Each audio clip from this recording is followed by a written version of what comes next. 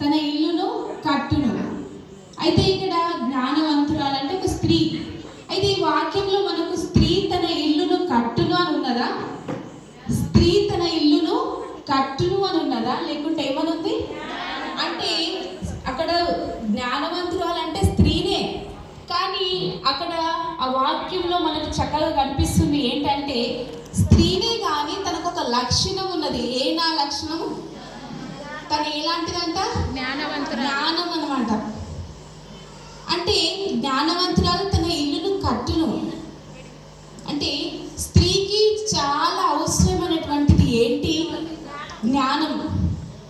ఆమె ఒకటే ఉందా? నాకు అందరూ చెప్పండి. స్త్రీకి చాలా అవసరమైనది ఏంటి? జ్ఞానం. అరే జ్ఞానం అంటే ఏంటిది? చదువుకుంటే నా జ్ఞానం, జ్ఞానము, తెలివి, బుద్ధి, ఇది ఏదైనా సరే స్త్రీకి చాలా అవసరం ఒక ఇల్లు కట్టడానికి. ఇల్లు కట్టడం అంటే ఇటుకలతో కట్టడం కాదని మనకందరికీ తెలుసు.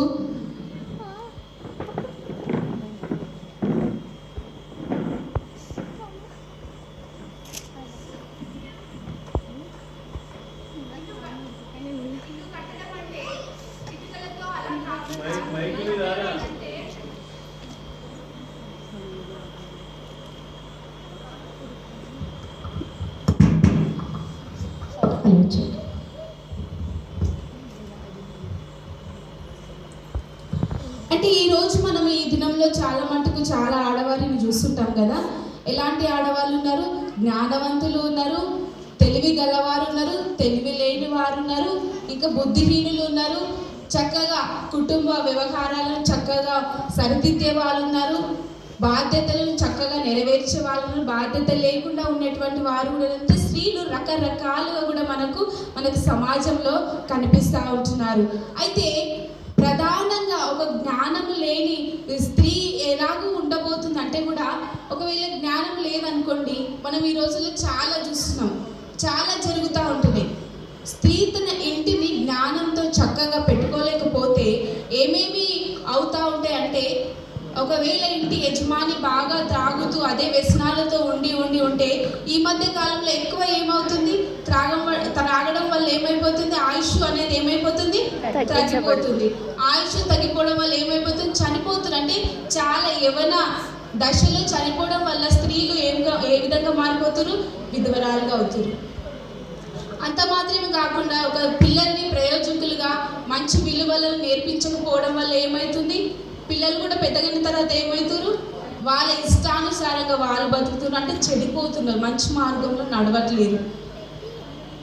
అది కాకుండా ఇంకా ఈ రోజుల్లో ఎక్కువ ఏమొస్తుంది? ఎక్కువ న్యూస్ అని అంటే ఏమవుతుంది? ఎక్కువ న్యూస్ ఏమింటారు ఆడవాళ్ళ గురించి? భర్తను చంపడం, అక్రమ సంబంధాలు పెట్టుకోవడం, భర్తను చంపడం, లేకపోతే పిల్లల్ని వదిలిపెట్టి పారిపోవడము, ఇంకా ఏమేమో ఇలాంటి ఎన్నో చూస్తున్నాం కదా. అయితే ఇలా స్త్రీ జ్ఞానం లేకుండా ఇలా చేసినప్పుడు కుటుంబం ఏమైపోతుంది? విడిపోతుంది. కుటుంబం ఏమైపోతుంది? నాశనం అయిపోతుంది. కుటుంబం అనేది ఇంకా తర్వాత తరంకు లేకుండా, ఎదుగుదల లేకుండా కూడా మారిపోతుంది. ఇలా ఉండడం వల్ల కుటుంబంలో శాంతి, సమాధానం అనేది ఏది కూడా ఉండకుండా పోతుంది. అందుకే ఇవన్నీ జరగకుండా చక్కగా ఉండాలంటే మొట్టమొదటిగా స్త్రీకి కావలసినది ఏంటి? జ్ఞానం. కుటుంబం అనేది నాశనం అవ్వదు, కుటుంబం అనేది విడదీయబడదు, కుటుంబం ఏమైపోతున్నది? కట్టబడుతూ ఉంటుంది అనమాట. అందుకే ఆడవారికి జ్ఞానం అనేది చాలా అవసరం. మనం చాలా మటుకు చూస్తాం, కొంతమంది చెప్తారు ఇక జ్ఞానం అంటే ఏందమ్మా, మేమైతే చదువుకోలేము. ఏమంటారు కొంతమంది అయితే, మేమైతే చదువుకోలేమో, 10 చదివినాం, 12 చదివినాం, మాకేడ జ్ఞానం ఉంది అని అంటారు. ఇంకా కొంతమంది ఏమంటారంటే ఇట్లా మంచిగా ఉండాలి అంటే, మా భర్త కొట్టి నా ఏమంటారు, నా మెదడే పనిచేస్తలేదని చెప్తా ఉంటారు. ఇంకా జ్ఞానం అంటే ఇంకా చాలా మటుకు ఒక్కొక్కరు ఒక్కొక్క విధంగా చెప్తా ఉంటారు. మరి ఈ యొక్క జ్ఞానము కలిగి ఇల్లు కట్టుకోవాలంటే మనం ఏ విధంగా ముందుకెళ్ళాలి? ఈ జ్ఞానం అనేది ఎక్కడి నుండి వస్తుంది? ఒక స్త్రీకి చదువుకోవడం వలన, డిగ్రీలు పీజీలు సంపాదించడం వలన కాదు. ఈ యొక్క జ్ఞానము మనిషికి కావాలి, స్త్రీకి ఒక జ్ఞానము కావాలంటే ఈ జ్ఞానం ఎక్కడి నుండి వస్తుందంటే దేవుని యొద్ద నుండి వస్తుంది. కొలసీలకు రాసినటువంటి పత్రిక 2వ అధ్యాయము 3వ వచనమును ఒకసారి చదవండి. కొలసీలకు రాసినటువంటి పత్రిక 2వ అధ్యాయము 3వ వచనము.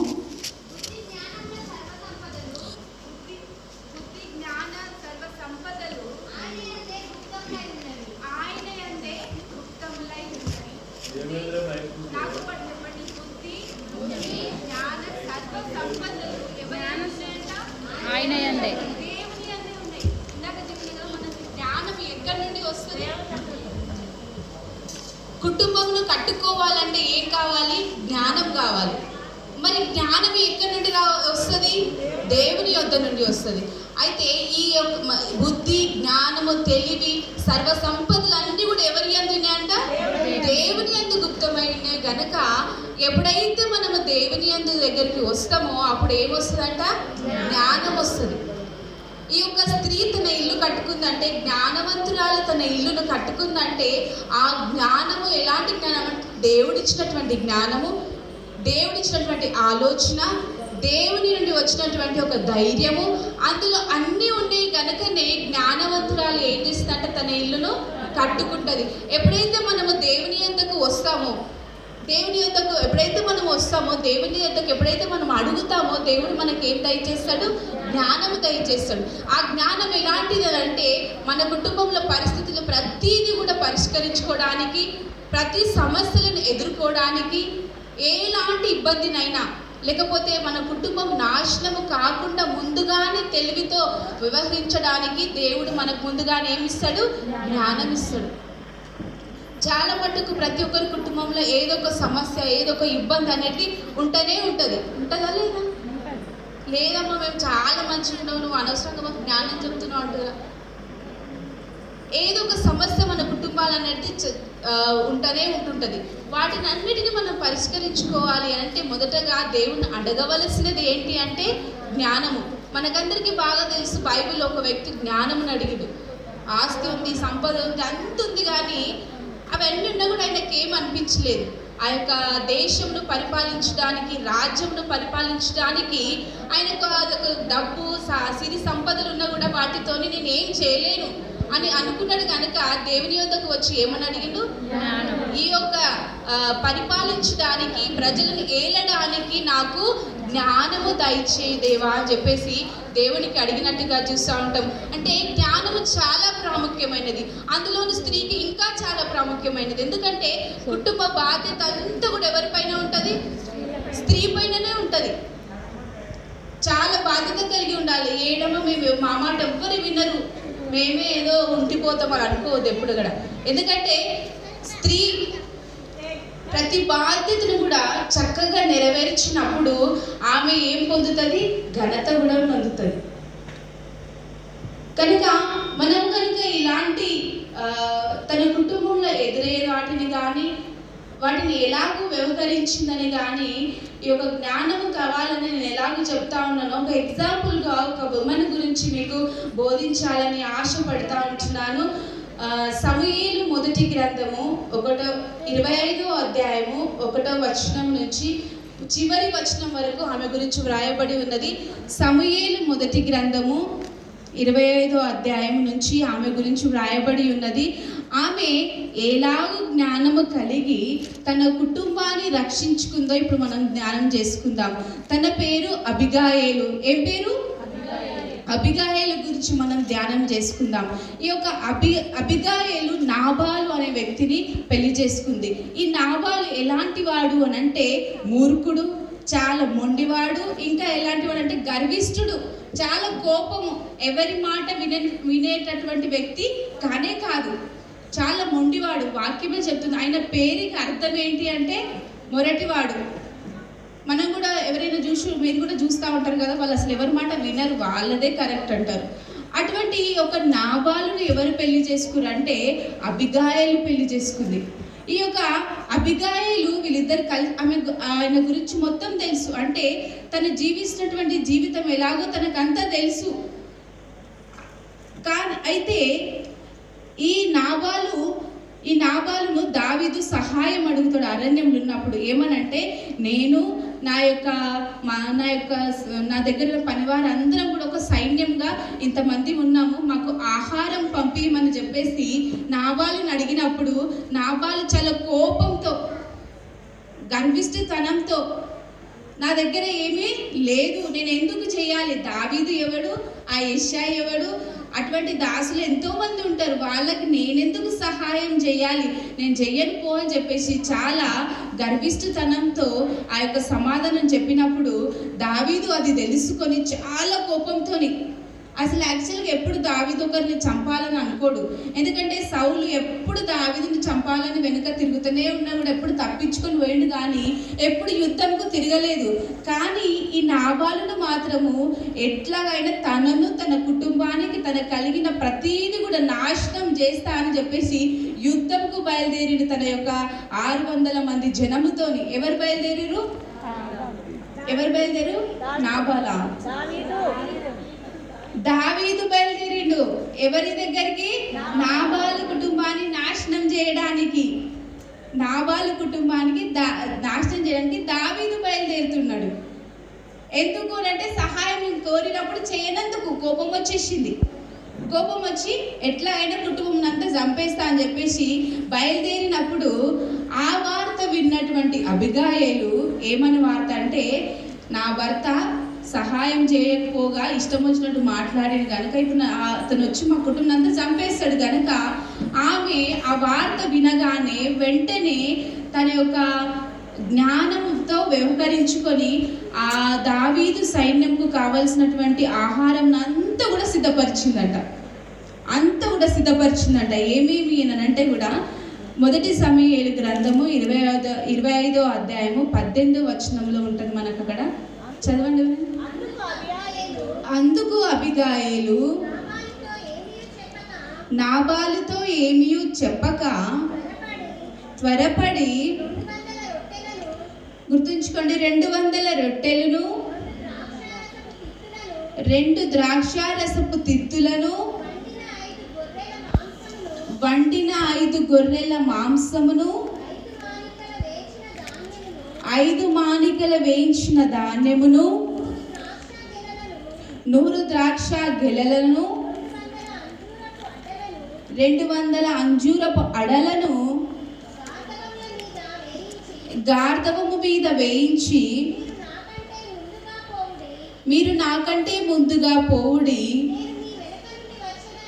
నేను మీ వెనుక నుండి వచ్చేదనని తన దాసులతో చెప్పాను. మీకు ఈ మెసేజ్ అయిన తర్వాత మీకు క్విజ్ కాంపిటీషన్ ఉంది తెలుసా మీకు?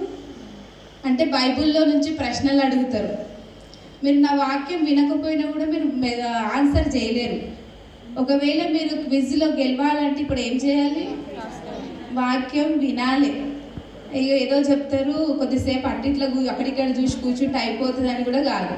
మీరు గెలవాలి, మీరు గిఫ్ట్ పొందుకోవాలంటే ఇప్పుడు ఏం చేయాలి? వాక్యం వినాలి. ఇప్పుడు చెప్పినటువంటి అధ్యాయం కూడా మీరు చెప్పగలగాలి. ఒక క్వశ్చన్ ముందే చెప్పేస్తున్నాను నేను. ఇప్పుడు చెప్పినటువంటి ఆ ఫుడ్ ఏదైతే ఆహారము అబిగాయేలు సిద్ధపరిచి దావీదు వద్దకు తీసుకెళ్ళిందో అదంతా కూడా మీరు ఏం చేయాలి? చెప్పగలగాలి ఇప్పుడు. అందుకే చాలా చక్కగా వినండి ఇప్పుడు వాక్యాన్ని. అయితే నాబాలు యొద్దకు దావీదు యొద్దకు అబిగాయేలు ఈ ఆహారం అంతా కూడా సిద్ధపరిచి తీసుకొని వెళ్ళిందట. తీసుకొని వెళ్ళి దావీదుకు స్వాస్థంగా నమస్కారం చేసి తను ఏమని చెప్తుందంటే, రాజా, ఈ నాబాలు చాలా మూర్ఖుడు, మొండివాడు, ఆయన అలాంటి పనులే చేస్తాడు కనుక ఆయన చేసినటువంటి తప్పును నా తప్పుగా భావించండి. ఎవరి తప్పును? నాబాలు చేసినటువంటి తప్పును దయచేసి నా తప్పుగా భావించి నన్ను, మా కుటుంబాన్ని రక్షించుము. దయచేసి మమ్మలను రక్షించుము. నీ చేతులకు మమ్మలను చంపి ఆ పాపాన్ని పెట్టుకోకు. దయచేసి మమ్మలను రక్షించుము. ఆ తప్పును మాదిగా వ్యవహరించి మమ్మలను విడిచిపెట్టుము అని దావీదుకు ప్రాధేయపడుతున్నది అబిగాయేలు. ఇప్పుడు ఆల్రెడీ దావీదు చంపడానికే వస్తా ఉన్నాడు. ఈమె మధ్యలోనికి వెళ్తే ఏమవుతుంది? ఇంకా ఆమెను కూడా వెంటనే చంపేసి పక్కకు వదిలేస్తాడు. కానీ ఈ యొక్క అబిగాయిలు చూపించినటువంటి జ్ఞానము, ఆమె ఏం చేసింది, అన్నీ కూడా చక్కగా సమకూర్చుకొని దావీదు యొద్దకు వెళ్ళి చాలా మర్యాదపూర్వకంగా, వినయంగా, వివేకంతో చాలా చక్కగా మాట్లాడుతుంది. ఏమనంటే, తాను చేసినటువంటి తప్పుని నా తప్పుగా భావించి దయచేసి మమ్ములను క్షమించుము. ఇప్పటి వరకు నువ్వు ఏ ప్రాణహాని చేయలేవు కదా, ఈరోజు ఈ ప్రాణహాని చేసి ఆ తప్పు నీ వైపు పెట్టుకోకు రాజా అని చెప్పేసి చాలా జ్ఞానముతో మాట్లాడి ఏం చేసిందామే, తన కుటుంబాన్ని కాపాడుకుంది. దావీదు క్షమించేసిండు. నువ్వు వచ్చి నన్ను అడిగినందుకు, నాతో మాట్లాడినందుకు, నేనేం చంపనందుకు కూడా నీకు స్తోత్రం అని చెప్పేసి కూడా చెప్తాడు దావీదు. ఆమెను వాళ్ళ కుటుంబాన్ని వదిలేస్తాడు ఇక చంపకుండా దావీదు.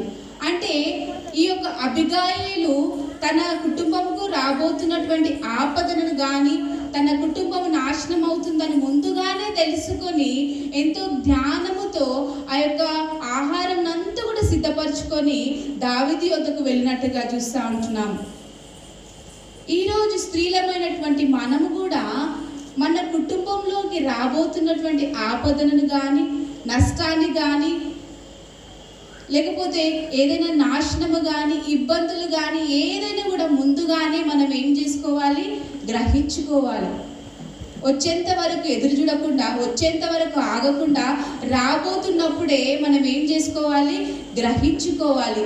ఎలాగూ అబిగాయిలు దావీదు యొద్దకు వెళ్ళి ప్రాధేయపడిందో, ఈరోజు మనకున్నటువంటి ఇబ్బందులను కానీ, పరిస్థితులను కానీ, ఏ విధమైన ఏదైనా కూడా మనం ఎవరి యొద్దకు వెళ్ళి అడగాలి, దేవుని యొద్దకు వెళ్ళి అడగాలి.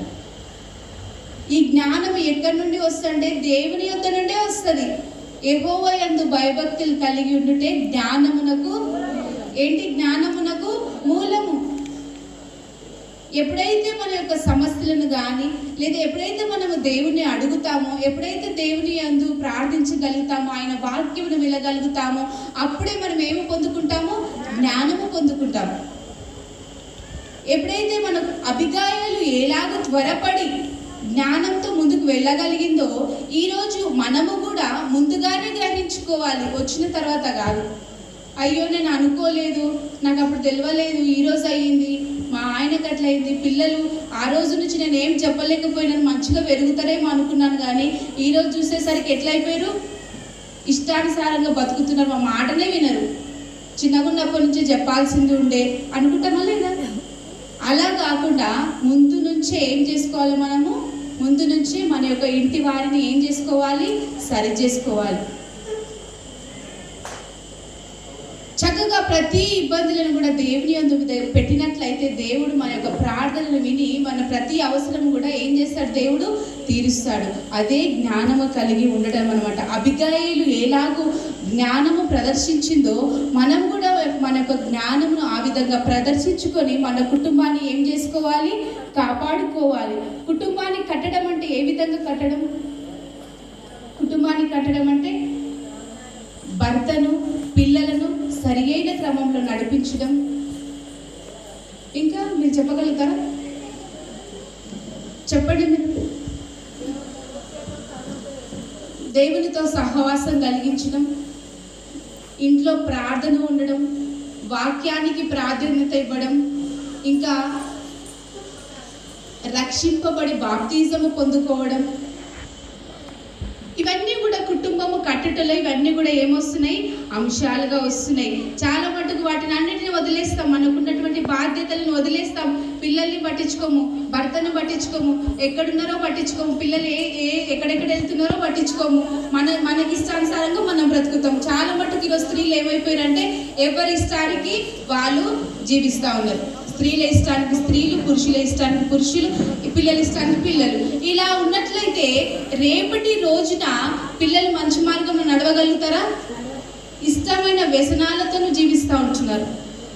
ఇక మా భర్త వినడు, అట్లాంటివి ఆయన కూడా సేమ్ అబిగాయిలు అనుకుందా, మొరటివాడు మొండివాడు అట్లాంటి వాడు ఏమన్నా కానీ చంపకోక నేనేం చేస్తా అనుకోలేదు. ఆమె ఏం చేసింది, ఎలాగైనా కాపాడుకోవాలని ఆలోచన కలిగింది. కనుక మనం కూడా ఎలా ఉండాలంటే, ఉన్నటువంటి ప్రతి ఇబ్బంది నిజమే, అది మనం మార్చలేమేమో అనిపిస్తూ ఉంటుంది. ఇది నేను మార్చలేను, నా జీవితం ఇంతే అనిపిస్తూ ఉంటుంది ఒక్కొక్కసారి. కానీ ఎవరికి సాధ్యం ఇవన్నీ మార్చగలగడానికి? దేవునికి సాధ్యం. ఎప్పుడు బలహీన పడొద్దు, వెనకకు వెళ్ళొద్దు, అరే ఇంతే అయిపోయింది జీవితం అనేసి. ముందుకు వెళ్ళగలగాలి, దేవుడికి అడగగలగాలి. చాలామంది ప్రార్థించక ఆ దేవుని అడగకనే పొందుకోలేకపోతారు. చాలామంది ప్రార్థించరు, ఆ ఉన్నటువంటి ఆ టైంకే ఇక బాధకు ఏడ్చుకుని అదదానికి టైం అయిపోతుంటారు. మా ఏడుపుకు మా బాధకే అయిపోతుందాం, ఇంకా ప్రార్థన ఎప్పుడు చేయమంటే పొద్దున్న ఇవ్వాలి, అది అంత గదే అయిపోతుంది. ఇక దేవుడిని ఎప్పుడు అడగాలి? ఇస్తాడో మళ్ళా ఇయ్యడో. అడిగి నేను ఒకవేళ గంట ఏడ్చుకుంటా ప్రార్థన చేస్తా, ఇప్పుడు మరి ఇస్తాడో ఇయ్యడో, ఇదొక బాధ మళ్ళీ. అంటే విశ్వాసం లేకపోవడం, విశ్వాసంలో ఏమైపోతుంటాం? బలహీనపడడం. ఇలా కాకుండా ఏముండాలంటే జ్ఞానంతో ఉండాలి. ముందుకు స్త్రీ చాలా అవసరం, స్త్రీకి జ్ఞానం. భర్త బాగుపడాలన్నా, పిల్లలు ప్రయోజకులు అవ్వాలన్నా, ఇంటి బాధ్యతలు అన్ని సక్రమంగా నడిపించాలన్నా ఎవరికి కావాలి జ్ఞానం? స్త్రీకే కావాలి జ్ఞానం. చదువు ఇదంతా కాదు, చదువుకుంటే జ్ఞానం వస్తుంది, చదువుకుంటే మంచిగా అయిపోతుంది అని కాదు. మీరు ఈ రోజులలో చూసినట్లయితే చదువుకున్న వాళ్ళే ఈరోజు పెళ్లి చేసుకుంటారు, అందరూ చదువుకుంటారు, కానీ పెళ్ళిళ్ళు నిలబడుతున్నాయా పెళ్ళిళ్ళు? ఉంటలేవు పెళ్ళిళ్ళు. వాళ్ళు చదువుకోలేని వారా? చదువుకున్న వాళ్ళే, కానీ సంసారం అనేది ముందుకు తీసుకెళ్ళలేక ఉంటలేవు పెళ్ళిళ్ళు, విడిపోతున్నారు వెంటనే. 1 సంవత్సరం కాగానే డివోర్స్, విడాకులు. ఎందుకంటే ఒకరినొకరిని అర్థం చేసుకోలేకపోవడం, ఏదో సమస్యలు ఏవేవో ఉంటలేవు. అంటే చదువు జ్ఞానం కాదు. జ్ఞానము, నిజమైన జ్ఞానం ఎక్కడి నుండి వస్తుంది అంటే దేవుడి నుండే వస్తుంది. ఎప్పుడైతే మన కుటుంబాన్ని, మన పిల్లల్ని మనం చక్కని సరైన క్రమంలో పెట్టినట్లయితే మన కుటుంబం ఎవరికి, ఇంకొకరికి ఆదర్శంగా ఉంటుంది, ఇంకొకరికి ఇన్స్పిరేషన్గా ఉంటుంది. అరే వాళ్ళ కుటుంబం ఎంత బాగుంది, పిల్లలు కూడా ఎంత బాగా అయిపోయారు, ఎంత ఆస్తి, ఎంత డబ్బులు ఏమి ఉన్నా కూడా అవి చెప్పుకుంటారు నిజమే. కానీ పెద్ద మంచి ఆస్తి ఉండి, సంపదలు ఉండి, బిల్డింగ్స్ ఉండి, అన్నీ ఉండి కూడా పిల్లలు మంచిగా ప్రయోజకులు లేకపోతే సాక్ష్యం మంచిగా ఉంటుందా? ఏమొచ్చి అంత మస్తు ఉన్నది ఆస్తి, కానీ వాళ్ళకి ఏమైంది? వాళ్ళ పిల్లలు మంచిగా లేరు, ప్రయోజకులు కాలేరు, వాళ్ళ ఆస్తి ఇప్పటివరకే అంటారు. అదే ఎలాంటి పేదవాళ్ళైనా కదా, ఎవరైనా కానీ సరే, పిల్లలు మంచి ప్రయోజకులు ఉండి మంచి విలువలను నేర్చుకునే లక్షణాలు నేర్చుకుని ఉన్నట్లయితే మిమ్మల్ని గురించి సాక్ష్యం అంతటా కూడా ఉంటుంది. అరే పలానా అమ్మే వాళ్ళ పిల్లలు ఎంత బాగా పెంచింది, భర్త లేకపోయిన పిల్లల్ని చాలా చక్కగా పెంచింది, చాలా బాగుంటారు పిల్లలు, చాలా మర్యాదగా అని చెప్పుకుంటారా లేదా? కనుక అలాంటి పేరు పొందగలగాలి, అలాంటి పేరు పొందగలగాలి. అరే ఇది లేదు అది లేదని ఎప్పుడు ఎల్లప్పుడూ చింతించకుండా దేవుని యొద్దకు వచ్చి ఆయన వాక్యమును వినాలి. చదవరాని బాధపడే వాళ్ళ కోసం చెప్తున్నాను, వాక్యమును వినాలి, ప్రార్థించగలగాలి. ఎప్పుడైతే మనం అలాగూ చేయగలుగుతామో దేవుడే మనకు జ్ఞానము సమకూర్చువాడు. వీటన్నిటిని కూడా మనం సరి చేసుకుంటూ ఉంటాం. కనుక ఎప్పుడు కూడా చింతించు. మనం కనుక దేవుని సేవ కనుక చూసినట్లయితే దేవునితో ఎప్పుడు ఎవరున్నారు? స్త్రీలే ఉన్నారు, అంతే కదమ్మా. దేవునితో మనం చూసినట్టు ఆయన సేవలో మొత్తం కూడా ఎక్కడ అంతటా కూడా ఎవరున్నారు? స్త్రీలే ఉన్నారు, వెంబడి ఉన్నారు స్త్రీలే. కనుక ఆడవారికి, స్త్రీకి ఉన్నటువంటి బాధ్యతలు ఏంటంటే మొట్టమొదటిగా తన ఇంటిని తాను కట్టుకోవడం, పిల్లలను సరైన మార్గంలో నడిపించాలి. ఇంకేంటి వాళ్ళకు వాక్యం చదవమని చెప్పాలి, ప్రార్థన చేసుకోమని చెప్పాలి, అన్ని విధాలుగా వాళ్ళకి అన్ని నేర్పిస్తూ ఉండాలి. ఇంటిని కట్టుకోవాలి. రెండవది, సంఘములో కూడా మీ యొక్క పాత్ర ఖచ్చితంగా ఉండాలి. ఇంకోటి రెండవది ఏంటి? సంఘములో మీ పాత్ర ఖచ్చితంగా ఉండాలి. సేవకు మీ యొక్క సహకారము ఖచ్చితంగా ఉండాలి. మనం కనుక చూసినట్లయితే ఒక స్త్రీ జ్ఞానముతోని తన ఇల్లును కాపాడుకుంది. ఎవరా స్త్రీ? అబిగాయిలు. రెండవ స్త్రీ గురించి నేను చెప్పాలని ఆశిస్తున్నాను, ప్రిసిల్లా. రెండవ స్త్రీ ప్రిసిల్లా. అపోస్తుల కార్యము 18వ అధ్యాయము 1వ వచనం నుంచి 3వ వచనం గురించి ఈమె గురించి వ్రాయబడి ఉన్నది. టైం లేదని నేను చదివిస్తలేను, మీరందరూ ఇవి రాసుకొని తర్వాత వెళ్ళి ధ్యానించుకోవాల్సిందిగా మనవి చేస్తూ ఉంటున్నాను. అపోస్తుల కార్యములు 18వ అధ్యాయం 1 నుంచి 3వ వచనంలో వీరి గురించి రాసింది. ప్రిసిల్లా అంటే చాలా మంది గుర్తుంచుకోరు. ఇంకెవరు? ఇంగ్లీష్ ఇంగ్లీష్లో ప్రిసిల్లా అంటారు. ఓకే, ప్రిస్కిల్లా తెలుగులో, ఇంగ్లీష్లో ప్రిసిల్లా అంటారు. అలానే పేరు తప్పదు. Okay okay, Priscilla, Aquila, Priscilla. ఇప్పుడు చెప్పండి, అకుల్లా, ప్రిస్కిల్లా. ఈరోజు నేను మీకు ఈ యొక్క ప్రిస్కిల్లా గురించి చెప్పాలని ఆశపడతా ఉంటున్నాను. అయితే ఒక స్త్రీ జ్ఞానముతోని తన ఇల్లు కట్టుకుంది. రెండవ స్త్రీ తన ఇల్లుతో పాటు ఇంకేం చేసిందంటే సేవలో కూడా సువార్తను ప్రకటించగలిగింది. రెండవ స్త్రీ జ్ఞానముతోని సువార్తను ప్రకటించగలిగింది. ఎవరు ఆ స్త్రీ అంటే ప్రిసిల్లా. ఈ ప్రిసిల్లా ఏం చేసిందంటే, వీరు పౌలుతో కలిసి అంటే పౌలుతో కలిసి జీవించేటువంటి వారు. వీరి యొక్క వృత్తి డేరాలు కుట్టడం. మనకందరికి తెలుసుగా, డేరాలు కుట్టడం అంటే డేరాలు కుట్టడం అనమాట. ఈ పౌలు, అకుల్లా, ప్రిసిల్లా వీరందరూ కలిసి డేరాలు కుట్టుకొని జీవించేటువంటి వారు. అయితే వీరు రోమా ప్రభుత్వంలో ఉన్నప్పుడు, ఈ రోమా ప్రభుత్వం ఎలాంటి ప్రభుత్వం అంటే సువార్తను చేయనీయదు. దేవుని గురించినటువంటి వాక్యం కానీ ఆయన మాటలు కానీ ఎక్కడ కూడా చెప్పనీయదు. ఒకవేళ ఎవరైనా ఎదురు తిరిగి ఎవరైనా అలా వాక్యం చెప్తే చాలా కఠినమైనటువంటి శిక్షను విధించేటువంటి వారు. ఎవరు? ఈ యొక్క రోమా ప్రభుత్వంలో ఉన్నటువంటి క్లౌదియా చక్రవర్తి. ఎవరా చక్రవర్తి? క్లౌదియా చక్రవర్తి. అయితే ఈ సమయంలో సువార్త చెప్పడం అనేది చాలా డిఫికల్ట్, అంటే చాలా కష్టం, చెప్పలేరు. ఎందుకంటే కఠినమైన శిక్ష, చంపేస్తారు కూడా రోమా ప్రభుత్వం. అంత కఠినమైన శిక్ష ఉంటుందని తెలిసి కూడా ఈ ప్రిసిల్లా, అకుల్లా ఏం చేశారంటే పౌలును తన ఇంట్లో దాచిపెట్టుకొని రహస్యముగా అక్కడక్కడ ఆ యొక్క సభలలో కానీ జనము ఉన్న దగ్గర అందరి దగ్గరకు తీసుకొని పౌలుతో సువార్త చేసినటువంటి వారు. వాళ్ళు కూడా, ప్రిసిల్లా కూడా చాలా మందికి దేవుని గురించినటువంటి వార్త చెప్పినట్టుగా మనం వాక్యంలో చూస్తున్నాం. ఎంతో కఠినమైన శిక్ష ఉన్నదని తెలిసి కూడా, తనని చంపేస్తారని తెలిసినా కూడా ఈ యొక్క ప్రిసిల్లా ఏం చేసింది? పౌలును కాపాడుకుంది. తన ఇంట్లో దాచిపెట్టి మరీ ఇతరులకు ఏం చెప్పింది? సువార్తను చెప్పగలిగింది. అంటే ఈ యొక్క ప్రిసిల్లా తన భర్తతో కలిసి మళ్ళీ తన కుటుంబంతో, అంటే తన కుటుంబాన్ని కట్టుకుంది. అదేవిధంగా ఇంకేం చేసింది? సువార్తకు కూడా సహాయకురాలుగా ఉండగలిగింది ఈ యొక్క ప్రిసిల్లా. అంటే జ్ఞానముతోని ఒక రహస్యంగా, ఒక రాజ్యంలో ఒక రహస్యంగా ఒకరిని దాచడం అంటే అది అంత ఈజీ కాదు, చాలా కష్టమే.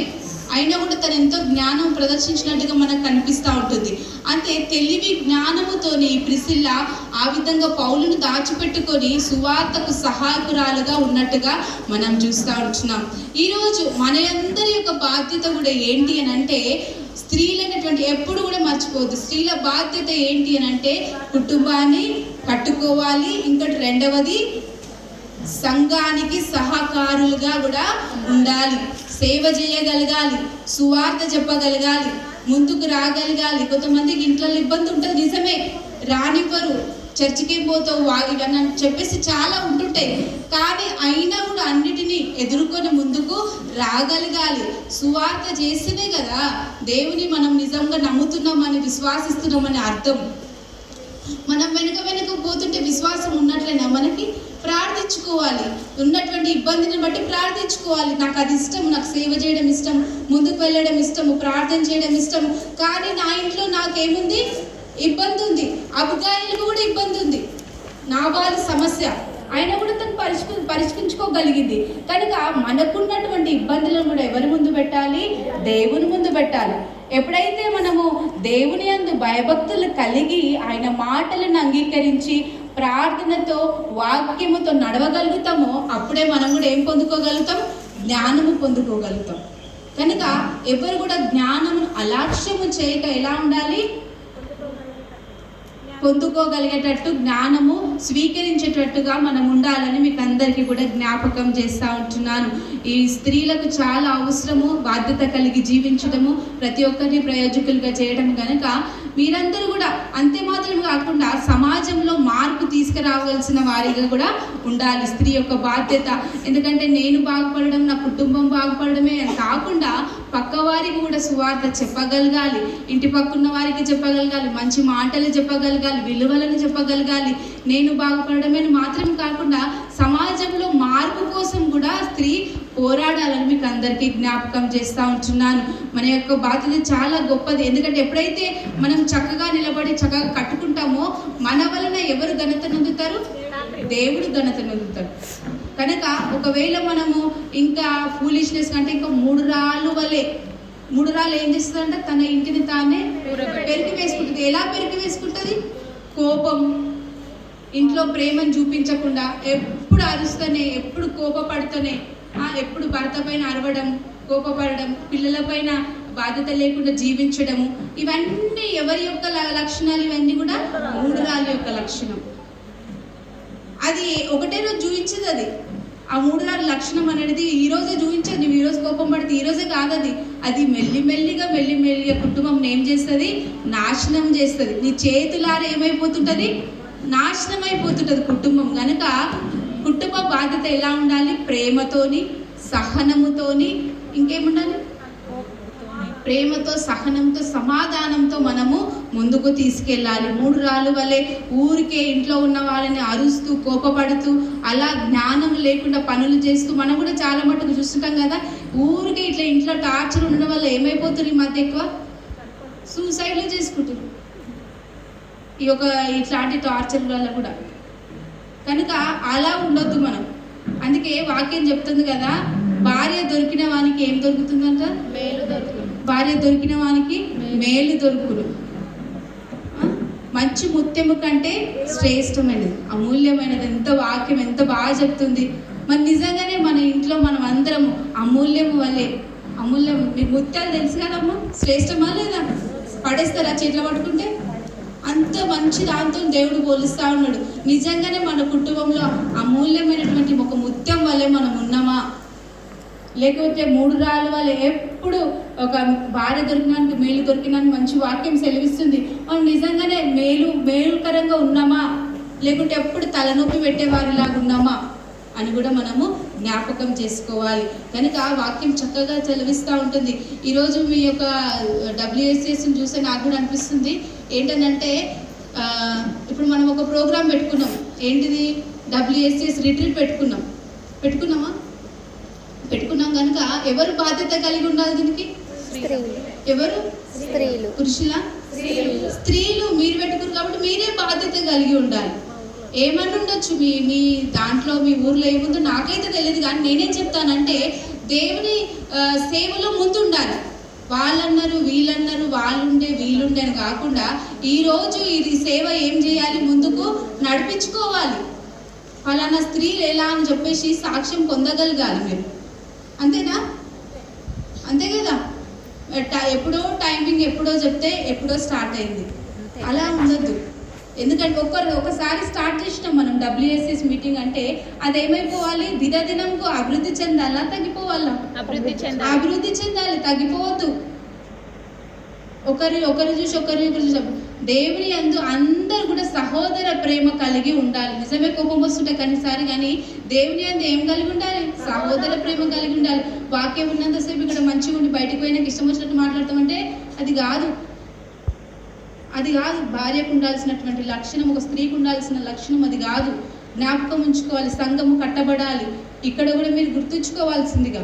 అందుకే మనకందరి కూడా దేవుడి యొక్క సమయంలో జ్ఞాపకం చేస్తుండే ఏంటనంటే, స్త్రీ యొక్క బాధ్యత ఏంటి? కుటుంబము కట్టుకోవాలి. ఏ విధంగా అంటే జ్ఞానంతో. నా జ్ఞానం ఎక్కడ ఉంటుంది అంటే దేవుని అందే ఉంటుంది. ప్రార్థన చేయాలి, వాక్యం వినాలి. అప్పుడే మనకు దేవుడు జ్ఞానం ఇస్తాడు. ఆ జ్ఞానం ద్వారా మన యొక్క కుటుంబ వ్యవహారాలన్నీ కూడా మనం సక్రమంగా పరిష్కరించుకోగలము. దేవుడు కూడా ఆశీర్వాదాలు దయచేస్తూ ఉంటాడు. అంత మాత్రమే కాక స్త్రీకి ఉన్నటువంటి మరొక బాధ్యత ఏమని చెప్పినాను? సేవకు సహకారులుగా ఉండాలి. సువార్త చెప్పగలగాలని మీకు ఈ యొక్క సమయంలో జ్ఞాపకం చేస్తుంటున్నాను. ఈ దేవుడు ఈ యొక్క మాటలు మనందరి వినికిడిలో భద్రపరచులాగున వేడుకొంచున్నాను. ఆమేన్.